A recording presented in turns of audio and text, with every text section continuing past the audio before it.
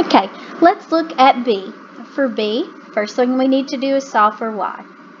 We want to move all terms except y to the opposite side.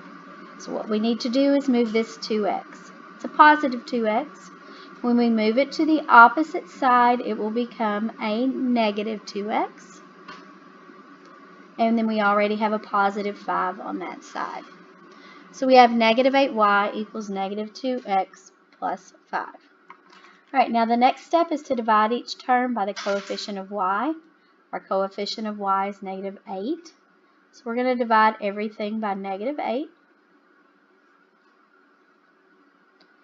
All right, so that will leave us with y equals negative 2 over negative 8 is positive 1/4 x. And then subtract 5/8. Now the question is, what is the slope? And our slope here is 1/4. All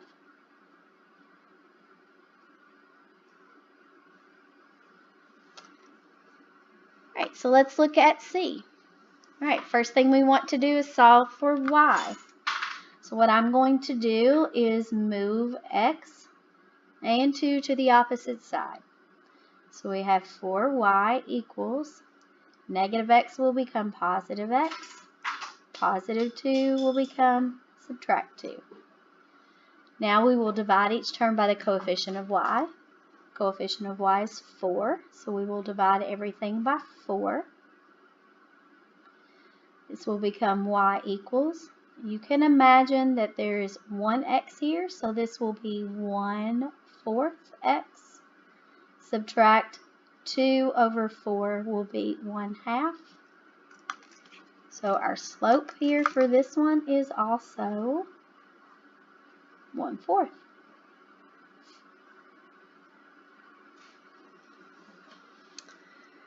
All right, now the last part of this section is graphing linear equations. When you are graphing these linear equations, for this particular section, it's going to be very picky and want you to use slope-intercept form. It will not accept intercept form like it did for the first section in this unit. So you need to make sure that you find the intercept, plot that point, and then find the slope, and use that as your second point, counting from the y-intercept. Right now, so the first step that you need to do is to write in slope-intercept form. Now, if you are not familiar with that, go back up here.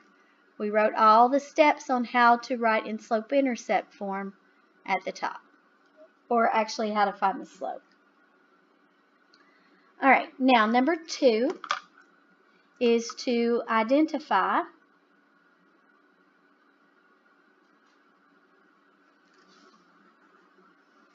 the slope and y-intercept.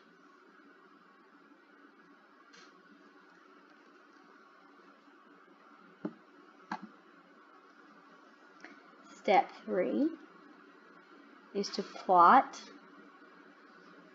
the y-intercept, which is your B, on the y-axis.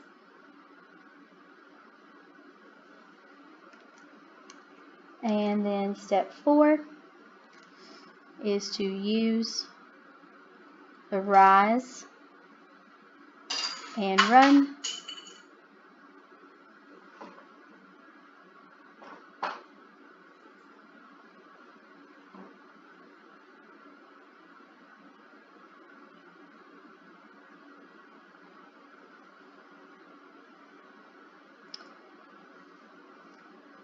from the y-intercept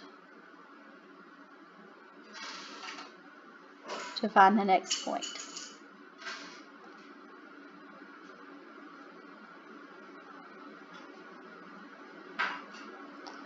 All right, now one thing that I have seen people make a mistake on, and make yourself a note here, if the slope is negative,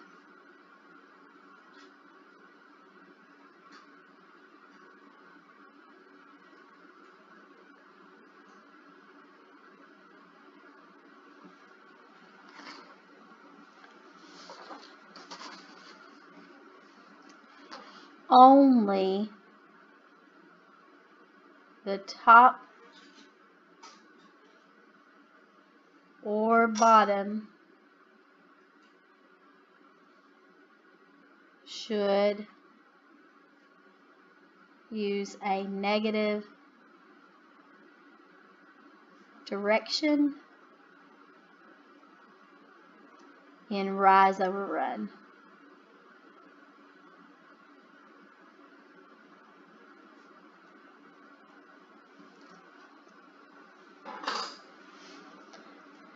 Alright, so let's look at these two examples here at the bottom. Alright, so A is y equals 7x plus 9. Alright, so step 1 is to make sure it's in slope-intercept form. It is. Step 2 is to identify the slope and the y-intercept. Alright, our slope is 7. You want to write that as a fraction, so I'm going to write it 7 over 1. You want to identify your y-intercept, which is your b. Our y-intercept is 9. You will always start here on the y-axis. So I'm going to start at 9 on the y-axis. And then we're going to rise 7, run 1. Now, you'll notice if I go up 7 and over 1, I'm going to run off the graph. So we could also go down 7 and back 1, and that still gives us a positive 7. So if I go down 7 and back 1, that still gives me a number that's on the graph. And some of the ones that you're going to have are going to require you to do that. So if you can't always go in a positive direction, you can do a negative negative if you have a positive slope. Alright, now the last example here for B is 2x plus 3y equals 12. We're going to get y by itself. So I'm going to move that 2x to the opposite side, so it becomes negative 2x plus 12. Then we'll divide everything by 3. So we have y equals negative 2/3 x. 12 divided by 3 is 4, so plus 4. That means that our slope is 2/3, negative 2/3. And our y-intercept is 4. So I'm going to start at 4 on the y-axis, and I'm going to go down 2 and to the right 3. Notice that I didn't go left 3. If I had gone left 3, that would have been negative negative. So that's the note that I had made up here. If it's negative, only go in one negative direction. Right? Draw my line. There we go. Alright, now my suggestion for you today is to go ahead and start working on this assignment. It will be due next Wednesday, so we will have class on Tuesday of next week that you can work on it, so you can ask me questions then if you need to. And I think that's it for today. But for my sub, I love you, Bubby, and this is from Kinley. Thank you for subbing today. Have a great weekend, guys.